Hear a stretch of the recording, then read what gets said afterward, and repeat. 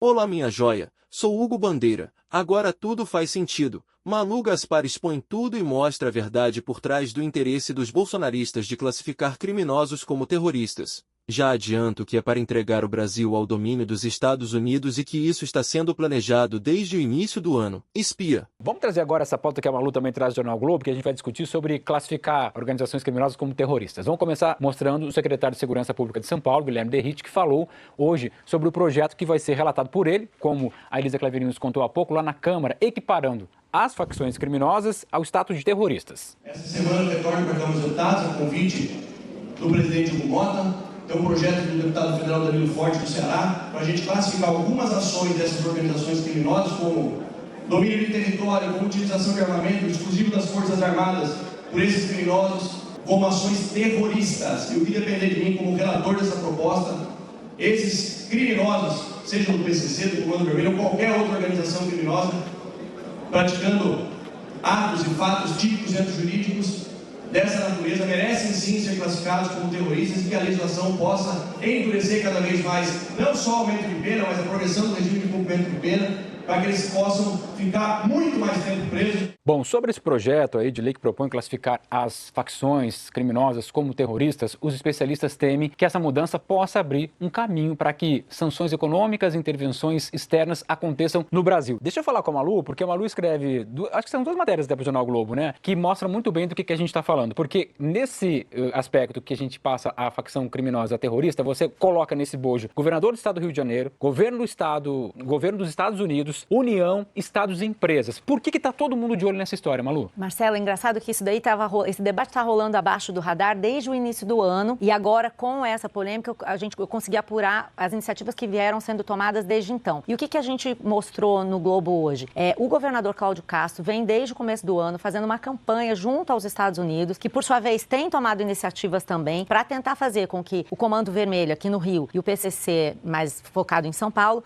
sejam considerados organizações narcoterroristas. E como você falou, isso mistura tudo porque o governo do Rio foi à Embaixada Americana em Brasília no início do ano entregar um documento confidencial ao que eu tive acesso, apresentando uma lista do que seriam os benefícios para que o Comando Vermelho seja considerado uma organização narcoterrorista. E depois disso, o Cláudio Castro esteve em maio na Divisão Antidrogas Americana em Nova York para apresentar uma proposta de colaboração nesses mesmos termos para esse sujeito aí, que é o agente especial que comanda a Divisão Antidrogas Americanas, a DEA, lá em Nova York. E nesse mesmo período veio um enviado do governo americano para cá com esse mesmo pleito. Ele tentou se reunir com a Polícia Federal para apresentar essa proposta de que o Brasil concordasse, o Brasil precisa concordar com isso. Quanto país, que realmente Comando Vermelho e PCC sejam considerados organizações terroristas. O que muda nisso? Você tem todo um arcabouço legal nos Estados Unidos e internacional que autorizaria, por exemplo, os Estados Unidos a fazerem ações aqui como eles fazem na Venezuela.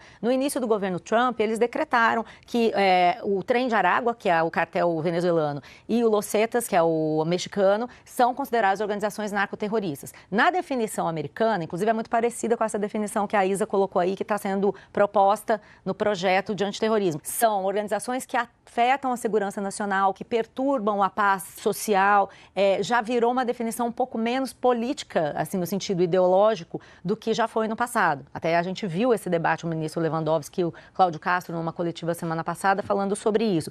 E por que isso é importante? Isso também abre espaço para sanções financeiras, como a que a gente viu, por exemplo, contra o ministro Alexandre de Moraes. Você tem as sanções OFAC, que são do escritório para coibir esse tipo de crime financeiro, crime relativo ao tráfico. E com isso, você poderia, por exemplo, fazer com que alguns bancos que tivessem correntistas ligados ao PCC, por exemplo, fossem excluídos do sistema SWIFT, que é aquele sistema internacional de transações. Você pode colocar, a depender do acirramento dessa disputa internacional, até o Brasil na mira de sanções, como é o Irã, por exemplo, que o Irã tem organizações terroristas. E aí o Irã, o Estado iraniano, bancos e empresas iranianas são alvo de sanção por terem ligação com o terrorismo. Quer dizer, isso abre uma ampla gama de possibilidades e consequências que realmente têm sido consideradas pelo governo brasileiro muito perigosas. Inclusive, eu ouvi ontem de um integrante, um auxiliar do presidente Lula, me dizer que, olha, isso é uma grande irresponsabilidade. Mas por que o governador quer isso? O governador Tarcísio de Freitas também vem defendendo isso.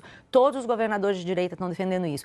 Porque a partir do momento em que você abre essa brecha, também se abre a possibilidade de o governo americano lidar diretamente com estados subnacionais, que são os estados brasileiros. Poderia, por exemplo, o Rio de Janeiro fazer um acordo, alguma aliança com o governo americano, que é o que ele foi tentar fazer aí nessa reunião. Você anula o governo federal da história. Exato, é o que eles estão tentando. Existe uma divergência sobre como combater o crime e agora esses governadores de direita descobriram um atalho.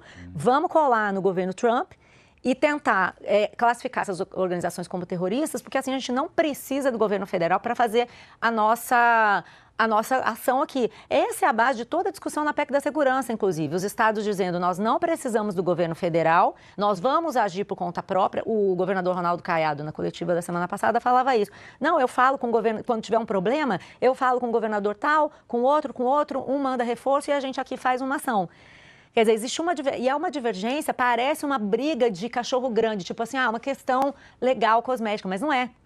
É uma questão central sobre como vai funcionar e que efeitos isso vai ter. Então, toda essa ação que a gente está mostrando agora, por conta do fato de ter se jogado luz sobre a questão do Comando Vermelho, ela vem se desenrolando lentamente ao longo desse ano, ao longo dos meses, sem que ninguém percebesse. Você vê, essa visita em maio desse enviado americano, algumas pessoas falaram, a gente cobriu no blog, mas não foi muito falado. E, inclusive, ele veio ao Brasil, tentou se reunir com a Polícia Federal e a Polícia Federal se negou a encontrar com ele, dizendo que não tinha nada para discutir a esse respeito.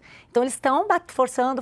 Agora, por outro lado, no Ministério Público de São Paulo, o promotor Lincoln Gakia é uma das pessoas que considera que seria apropriada essa providência.